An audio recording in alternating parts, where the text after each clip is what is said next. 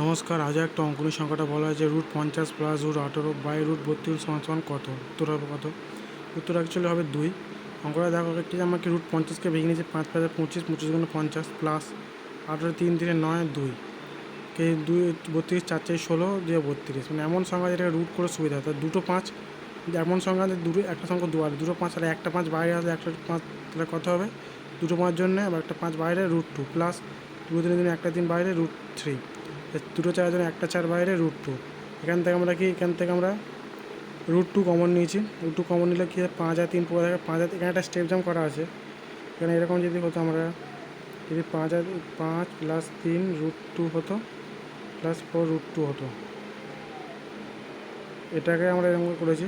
তাকে 5 প্লাস 3 8 আর √2 common, √2 into √2 plus √2/4, এই 2 2 কেটে দিলাম, তা 4, তা 4 8/4 পড়ে থাকলো, 4 থেকে গেলে 4 1 4, 4 2 8, তার উত্তর কত হলো 2।